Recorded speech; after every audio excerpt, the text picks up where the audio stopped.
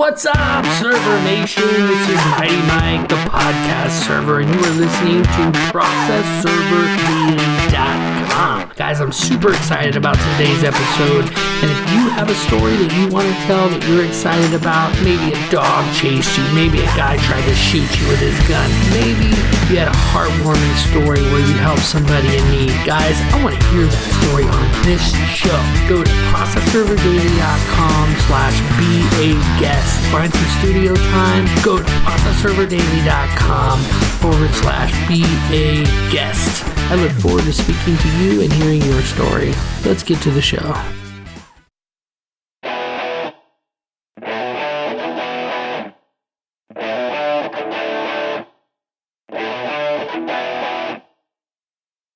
Server Nation, welcome back to the show. Our guest today is the author of Skip Trace Secrets, Background Check, and the Pretext Playbook under the pen name James O'Reilly. She is the Skip Trace goddess and is gracing us with her presence today. Valerie McGilvery, welcome to the show. Hi, thanks for having me. Awesome, Valerie. It's so cool to have you on. So cool to be associated with you and all the awesome things that you're doing. Valerie, take a minute and tell us, how did you get started in this industry? I was introduced to skip tracing when I bought a very low volume bar and grill in the Woodlands, Texas. It was a biker bar and it had no business at all.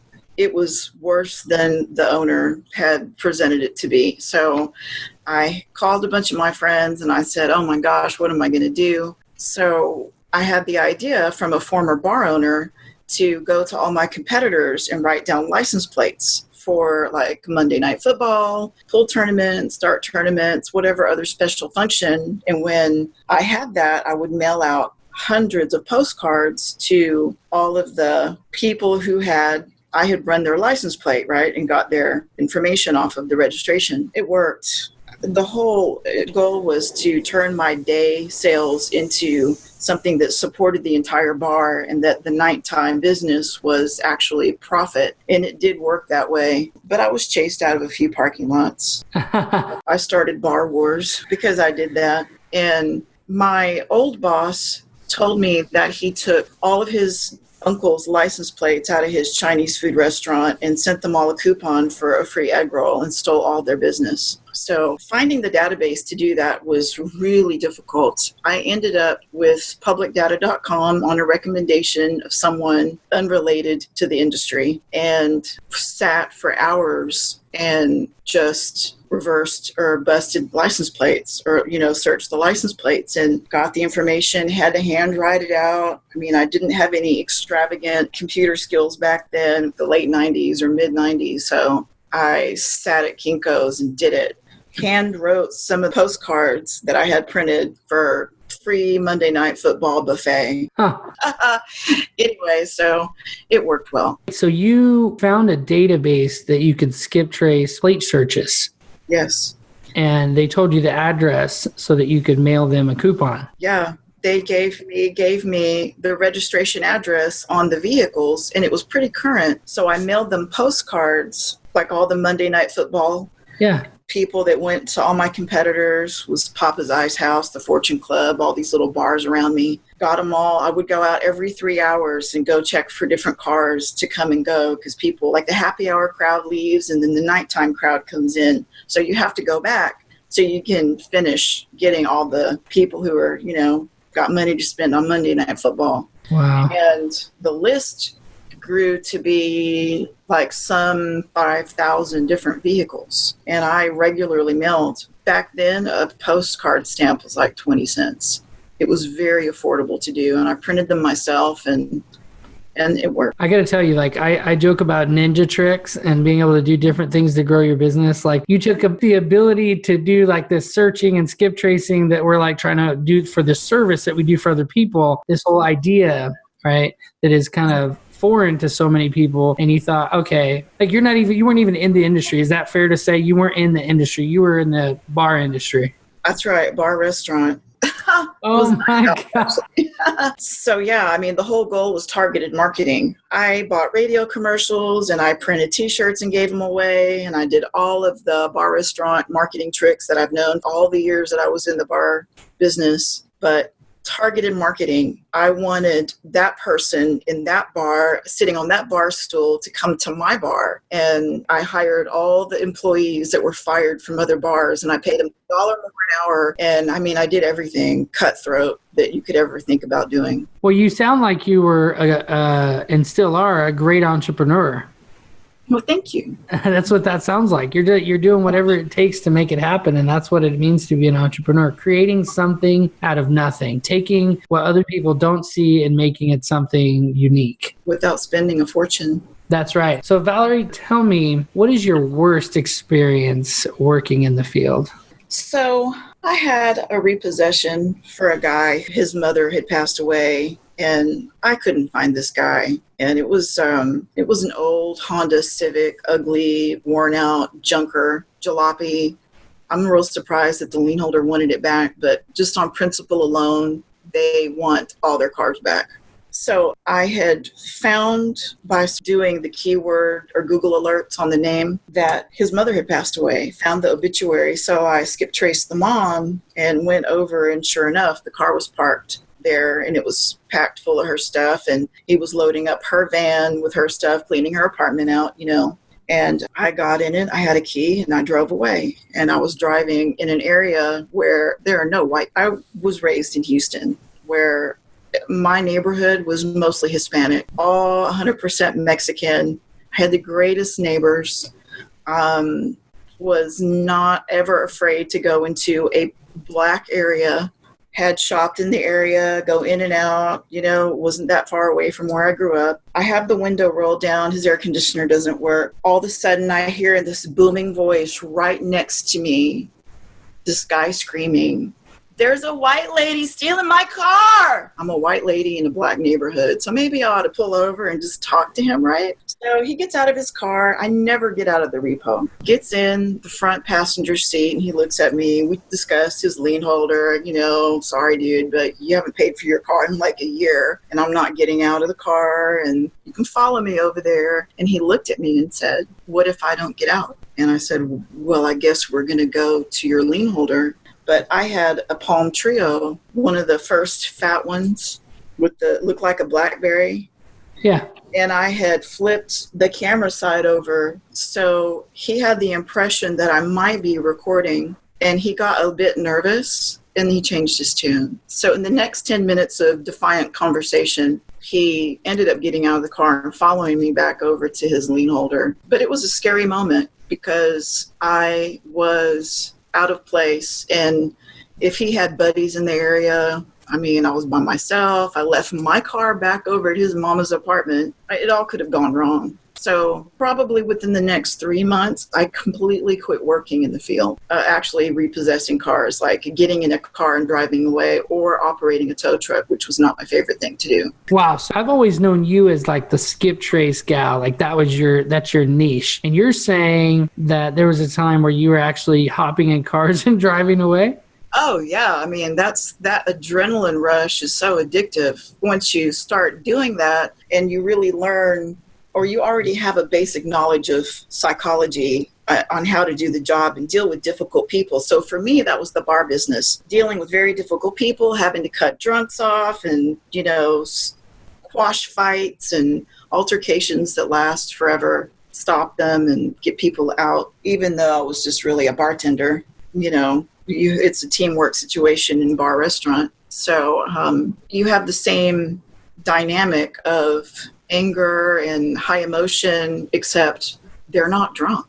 So if you want to be able to get in and get out super fast, I've gotten in plenty of cars where the seat was all the way up, and I'm 5'9". I had to, do a little contortion adjustment so I could get the seat back and get out of the driveway at the same time so that I didn't get busted. But, once you make that corner and you realize, I just drove a $550 paycheck out of somebody's driveway. And so you want to keep doing it and keep doing it and keep doing it because the money is amazing. The adrenaline is the addiction. Wow. So they give you keys so you don't have to try to do anything. You just get the key and go after it. Yeah. Valerie, what do you want Server Nation to take away from your worst experience in the field? Don't freak out. even if you're on pins and needles and somebody's screaming in your face, don't be aggressive back, because that's not going to de-escalate any situation, and your safety is on the line. That's good. De-escalate it. Don't escalate. Don't be an agitator. When someone's upset, being upset back at them, what has it ever gotten back? It just escalates it even more. And getting out of the situation and getting to safety is the most important. Mm-hmm.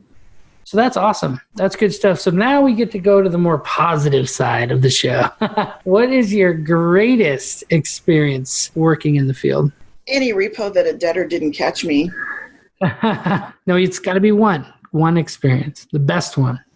I used to set debtors up for dates and all kinds of crazy things. But of course, a lot of people still do that. But in the repossession industry, we're no longer allowed to use pretexting, but I still hold on to it for other things that I do. So when we were allowed to do it, one of the greatest experiences that I had was a barber who had a beautiful Mustang with custom polished aluminum wheels. He pulled it up behind his barbershop with the back door open so he could see his car at all times, and nobody could repossess it. So I was doing my typical skip trace work, and I saw that his barbershop was actually up for sale. So I called another shop in the strip center to ask for the management company for that center. It's usually either a private owner managing their own strip center, or it's, a management company. So I actually called a real estate company, and the woman who answered the phone said, "Yeah, the shop's for sale and we have the listing. Let me give you the guy's cell phone number." I'm like, "Oh yeah, definitely." So I called the guy and I said, "So hey, my name is Valerie, and my little sister is, she's a big screw up, and my dad is going to give her the money to open up her own salon, and this is the last ditch effort to save this girl's life." I mean, she's just like, oh my God, she's got no direction, but she does hair. So because it's a barbershop, it has all the chairs, it's already equipped, it's already plumbed, it's go in, paint the walls pink, and then hang a shingle and you're a beauty salon. So he's like, yeah, sure, no problem, let's meet. I said, okay, sure, but you got to give me an inventory list first. Not only is this key element to buying or selling any business, the inventory list, it gave my pretext realism. So he didn't suspect me because he's really protecting his beautiful $30,000 black Mustang. So he starts to flirt with me on the phone, and I'm, not really flirting back. And I told him, I'm going to be in the area tomorrow or day after tomorrow. I'll meet you at Poorhouse, which was a bar restaurant right around the corner from where his barbershop was. And it has these two huge sets of heavy wooden double doors. So after you, with all your might, get through the first set, you got to go through a second set. That gives me time to get him inside the restaurant so that the tow truck can get his car and get out of the parking lot, because by the time he gets back through the double doors and he figures out I'm not there, and his car's gone. Even if it was on the hook, it would be okay. So this happened. Tow truck calls me and says, "Valerie, he's here, the car's here, but he's not getting out of the car." And I'm like, oh, great. They're all telling me, and there's two tow trucks hidden in the parking lot. They're telling me I have to call him back to make another date because he won't get out of the car. And I said, no way, man. This was too much work. I call the guy, I call the skip, and I tell him, okay, so listen, would you just order me an iced tea and a hamburger? I'm 5 minutes away and I'm starving, and they take forever to cook a burger, and I'll be right there. And he's like, well, I'm waiting for you in my car. And I said, oh my God, it's 102 degrees outside. And it was. You better get out of that heat. And so after I got off the phone, the tow truck told me he got out of the car, he took his apron off, he polished his rims, he checked his teeth, he put something in the trunk, and then he walked inside. And when the second double door opened, the first double door was closing, and they could see him going through the door. They got the Mustang and they got out of the parking lot, and the guy never called me again, ever, not even to cuss me out. And I was waiting for it. Oh my gosh, that is such an awesome story. Thank you. I mean, so I'm just doing stuff like that. I love how you have this nonchalant, like, I just do stuff like that every day. It's no big deal. We can't do pretexting for repossessions anymore. It's not allowed for the purpose of collecting a debt. We have to be straightforward And so the golden rule for me now for debt collection and skip tracing for repossessions is no contact. I just quietly stalk them behind the scenes. And then when I predict where they're going to be or I figure it out, then I send the tow truck. So Valerie, that was such a cool story. I'm so excited to be able to, I mean, it's just crazy. The guy, you got his car like that. And it's crazy how he like polished the wheels right before he went in. And that's insane. So what I want to know now is, what are you working on right now that has you most fired up, most excited? Well, I'm almost finished with my next book, which is called Skip Trace Wiki. I shouldn't be telling you this. And I'm hoping to have that all the way published in the next month. And I know that a lot of people have been waiting for it. It was pushed back because of Hurricane Harvey, and then other crazy things happened to me. Valerie, is that the book where you're putting all of the stuff that you've been holding back on? Because you were telling me before, like, you could teach me, but you weren't willing to teach me everything you knew. Is this book going to have that stuff? Yes, it is. There's a lot of things that I didn't want to put in print, and I was okay with talking about it in an open class. But I have had so much feedback from other things that I've done. People need more information. You have to tell the complete story. And I'm not going to waste anybody's time or disappoint anyone. I promise it will be the information overload of your lifetime. So you guys will be able to get that book. There will be a link on the show notes page when the book comes out at processserverdaily.com/Valerie. Okay, Valerie. So I'm super excited for that to come out because I don't read a whole lot, but I have read a few books in my life. One was Think and Grow Rich, one was How to Win Friends and Influence People, and one was Skip Trace Secrets. Those are the three books. Those are the three books I read, and they were all three on a treadmill, by the way. So, wow. Server Nation, Valerie has been dropping some major value bombs on us today. But prepare yourself because we're headed into the rapid fire round right after a word from our sponsors. Server Nation, I know you're with the times and you want to do whatever you can to have all of the resources for your client. That is why I created 123efile.com.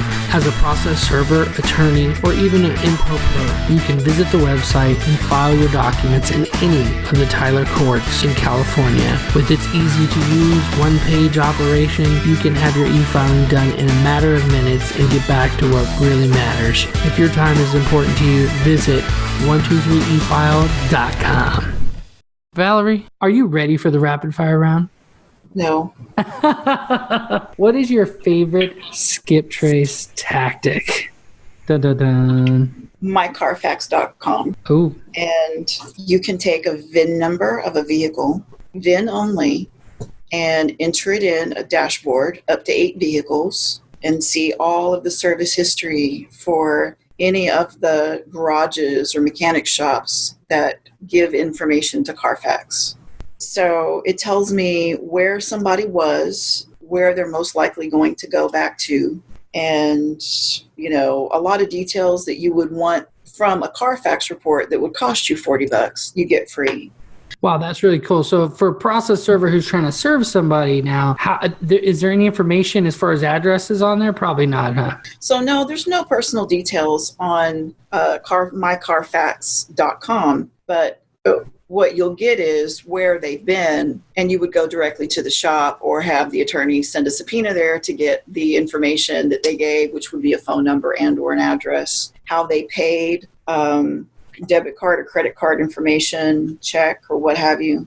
And sometimes people at those shops even know the person that you're looking for and can give you.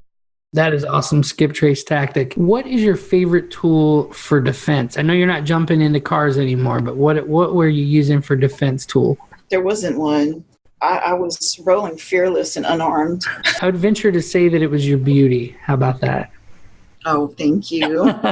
What book, other than yours, okay, what book would you recommend? The book that I have had, actually, I've had it for a few years on my Kindle. There's an updated version. It's Michael Buzel's Hiding from the Internet. Now, Cynthia Hetherington also does a talk on getting all your information off the internet. So if you could ever get Cynthia Hetherington's class, do it. She's amazing.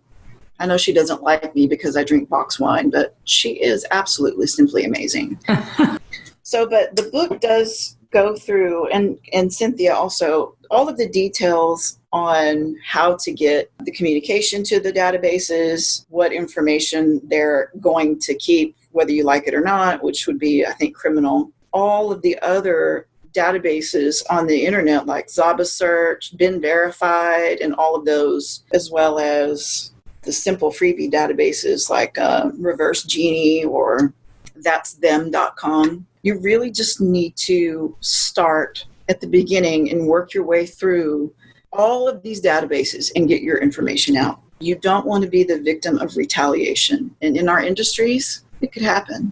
Now, Valerie, are you talking about like Social Security? I know you probably mean everything, but what is the main information that could be damaging? Like, I know Social Security number. Are you talking about like address because they can come and retaliate physically?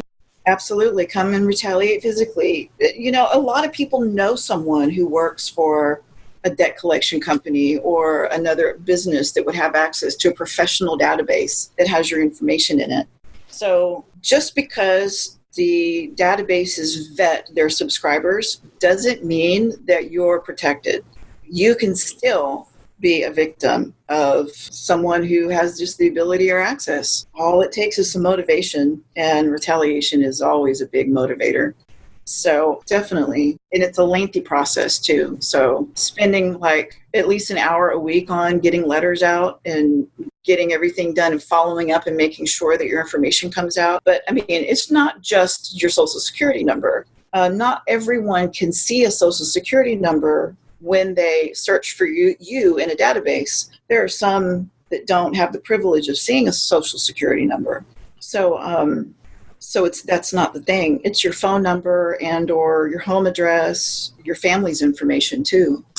That's true. That's true. A lot of times when I can't find somebody, I will go on to their, I'll skip trace them, and it'll show me the different people that also lived in that address. And if they share the same name, then I turn around and skip trace the family members' names, and I come up with a more current address. So that's true. So those are some awesome tips. So I'm going to have to get that book. That sounds, I think actually you told me about that book a long time ago. So what is the greatest advice you've ever received?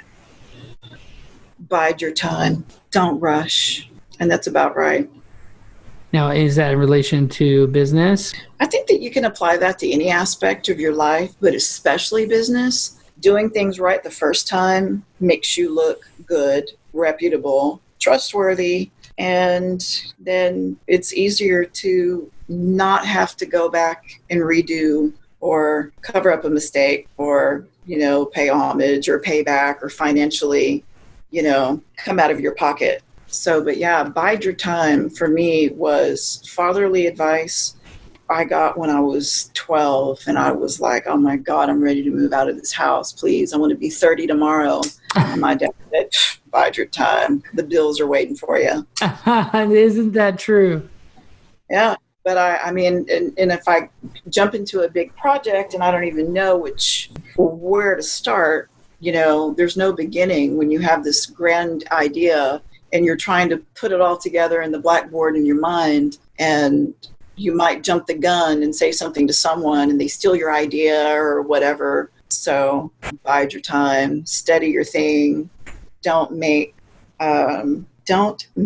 sudden moves without thinking it through.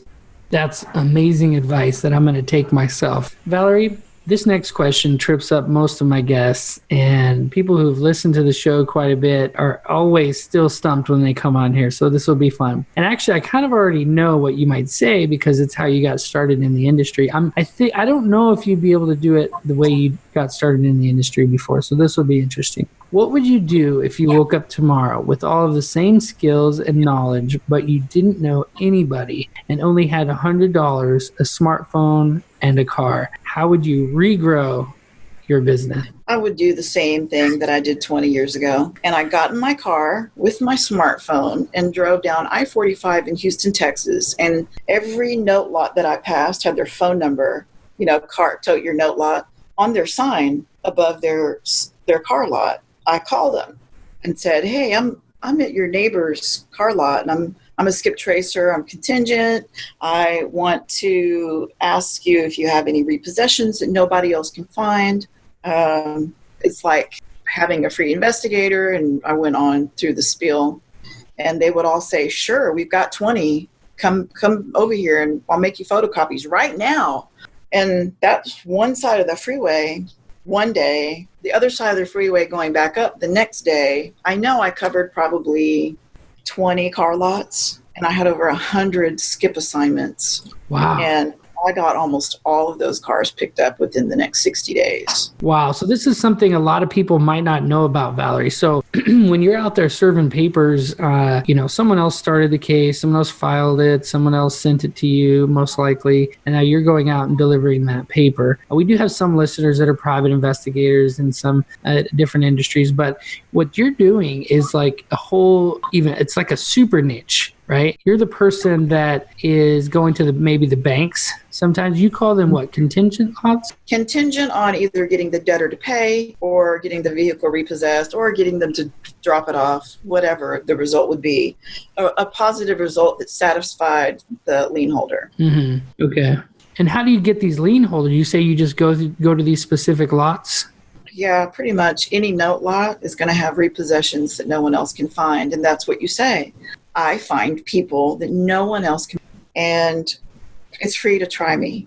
And if I get your car or running into pay, because you're a skip tracer, so you can't just do it on the car only, because then you'd be working for free. And we just don't do that. Well, that's really cool. I mean, it's something that's totally different. And, right now we're all trying to find people to get them served, or we're trying to get them to take them to jail, or depending on what your industry is, and everything legal, right? And so you are like, your industry ties into all of those industries. That's what's really cool about what you're doing. So what is your parting piece of advice for any entrepreneur out there that is trying to grow their business, or just whatever it is? What is your parting piece of advice for my audience? For skip tracing, it would be whenever you do a database search, print it and then compare your results and take the newest address and look for that address on the other printouts. And if you don't find it on another printout, then it's probably good. But you should check it anyway, because people do move home. Well, that is an awesome piece of advice, because I got to tell you, every time I do a skip trace and I can't find someone, I look and see what the longest address they lived at, and I go there. Actually, I don't print mine anymore. What I do is the Control F feature on my keyboard to do the find box on this computer screen. And I type in 2018, and then I just go next. And if I get one with no history, then I know I've got a new address. Oh, that's good. And then also no dates are important. If you find a record that has no date that's also not on another database, it's most likely going to be coming from a source that's recent, and it's probably going to be the United States Postal Service mail forwarding database. Oh. So I found a guy on one of those addresses. I searched him, got an address, no date, called the repo guy. Ray, you really need to get over there. Trust me, I think that's it. So just go. And so he's like, okay, it's 20 miles away. You sure? Yeah, you got to go try. We don't know until you go. So he goes, and he pulls in the driveway, and the van, the repo's sitting there. And the guy comes out, the debtor, and says, how did you find me? I haven't even moved in yet. The lights aren't even on. And I thought, he put a mail forwarding in. That's where that came from, and that's why there's no date. So don't ignore the no dates on database. Well, that is awesome advice, Valerie, and this has been such a cool interview. What is the best way that we can connect with you, and then we can say goodbye? You can go to thedailyskip.com/contact and fill out the contact form there, and I will get back with you same day.